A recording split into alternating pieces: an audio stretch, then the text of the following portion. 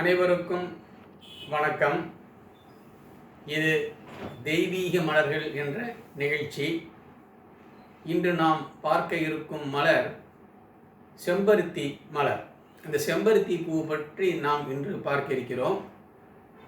இந்த செம்பருத்தி பூவை பற்றிங்க அரவிந்த் அண்ணி என்ன சொல்கிறாங்க அப்படின்னா, இந்த பூ ஒரு முழுமையான தூய்மையான ஆற்றல் நிறைந்த மலர் அப்படின்னு அவங்க சொல்கிறாங்க.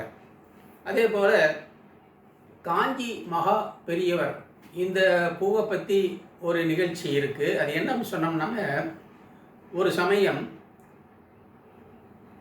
மாயவரம் அருகே அவர் முகாமிட்டிருக்காங்க. அப்போ ஒரு மருமகள் தன்னுடைய மாமியாரை அழைச்சிக்கிட்டு அங்கே வராங்க. அவங்களுக்கு தீராத வயிற்று வலி, என்ன மருந்து எடுத்தாலும் அந்த வலி குறையில.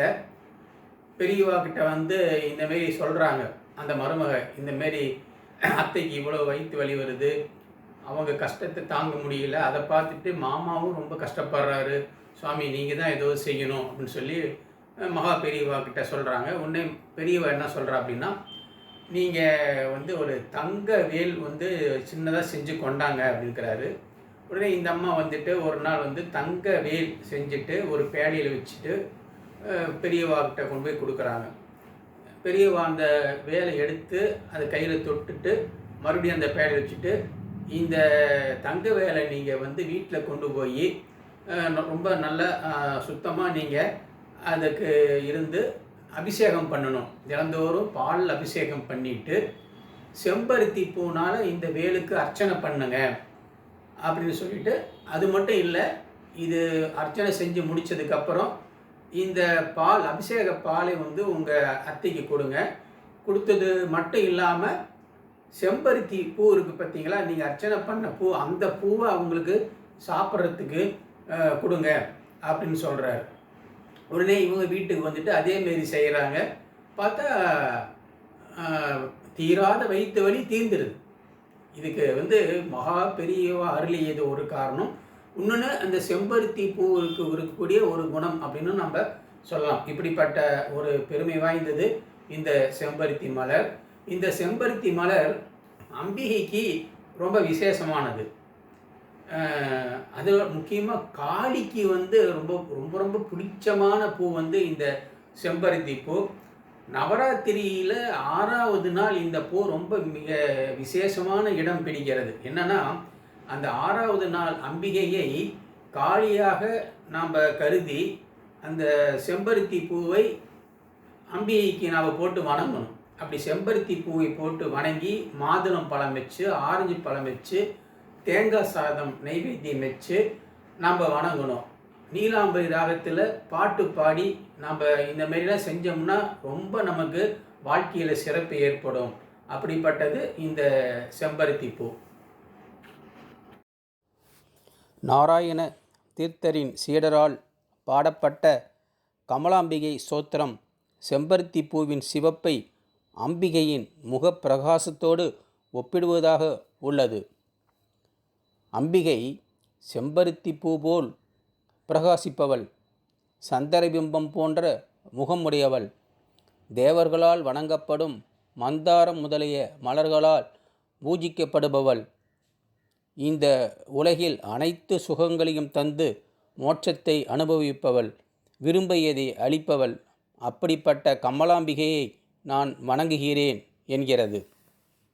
செம்பருத்தி பூவை மிஸ் யூனிவர்ஸ் என்று அழைத்தால் மிக பொருத்தமாக இருக்கும். உலகளாகிய அளவில் மக்கள், அதாவது பூ விரும்பிகள், நம் கற்பனைக்கு எட்டாத அளவில் பல்வேறு வண்ணங்களில் செம்பருத்தி பூக்களை வளர்க்கிறார்கள். தேவி பாகவதம் இந்த பூவை தேவி புஷ்பம், ஜபா குசுமம் என்று குறிப்பிட்டு ஒரு கதையும் சொல்கிறது. அதாவது காளி சண்டியின் பக்தை சாசன் என்பவள்.